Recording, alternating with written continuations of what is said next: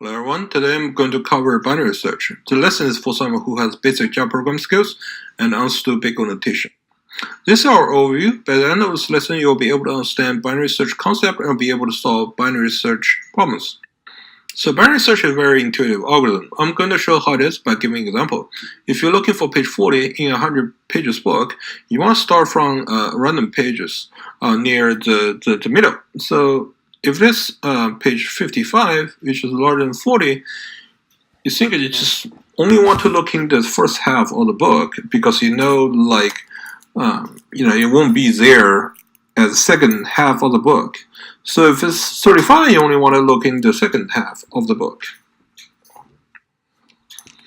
Let's take another example here. We have sorted integer array A, and we want to find number 33. Of course, we can just iterate through this array from the start. So that will take 5 times to find 33. And also we can iterate this array from the end. So it will take 11 times to find 33 here. So let's try with binary search instead and see how to behave. So we are defining the lower is the starting of this index and the higher as the end of the index. What we want to do here is we want to find the middle. We're looking at the middle first. So the middle one is index 7 and the number here, element here is 53.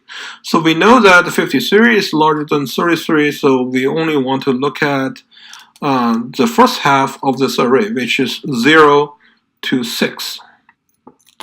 So we changed the higher end to index 6, and we just, there's no need to change the lower end. Again, we take a look at this middle index, which is 3, and the corresponding number is 25. So we know 25 is less than 33, so we need to look at the second half of this array, which is from index 4 to index 6. Now we change the lower bound element to 4, and we don't need to change the higher bound index.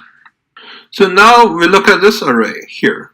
So the middle one is index 5, which is 43. So we know that we need to look at the first half of this array.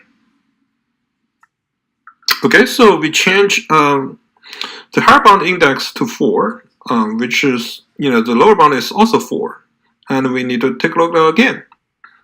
So the middle index here is 4 because the lower bound and the higher bound is both 4. So we got the middle index is 4. So we look at this number, which is 33, which is our target. So we know we found our element. So let's see what is time complexity here for the binary search. So we have total 4 search here. The first one we have 15 elements. The second time we have 7 elements. The third one we have 3. The last one we only have 1. So if we change the 15 into n, so this n, and the second time obviously the n is divided by 2. The third time we divide it by 4, and the n one we only have 1 element. So every time we kind of ignoring the half of this array. So the time complexity here is O log n. You might want to stop the video here and try to do some math yourself and see if you can come up with this time complexity. Let's see some Java code here. Binary search can be implemented recursively or iteratively.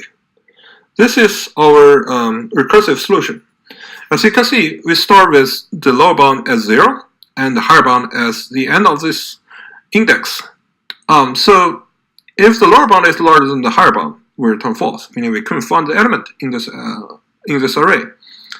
But we're gonna return true if we can find it. See, what we do is we're gonna first of all try to calculate the middle index by using the lower bound and the higher bound, and we check the element just correspond to the middle index.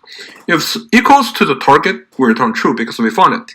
If it's larger than the target, meaning we need to find that in the first half of this array, And if not, if else is smaller than target, we need to find the second half of this array.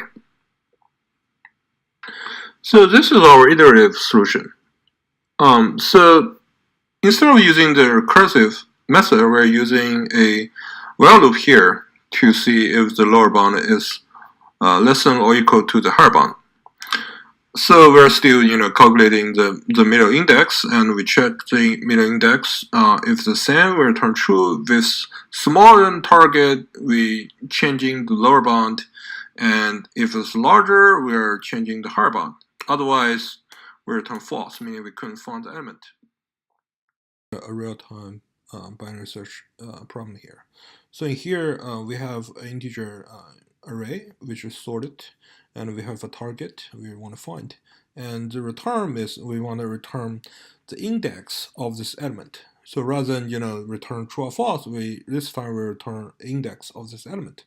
So we're starting off using the iterative solution we just explained, and we just copy paste here. The only thing changes is instead of returning true or false, we're returning the index of this element, and we return -1 if we couldn't find it. There are two test cases we are using here.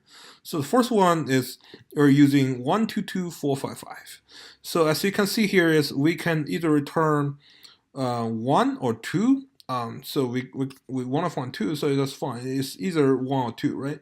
So the second one is 1, 2, 2, 4, 5, 5. It's the same array, but our target is 6. So this one will return -1. So let's try with the first one. As you can see that, this output is 1, so that meaning our solution is correct. So let's try with the second test case. So as you can see here, the output here is we couldn't find the target, so meaning that this method is returning -1 for this case.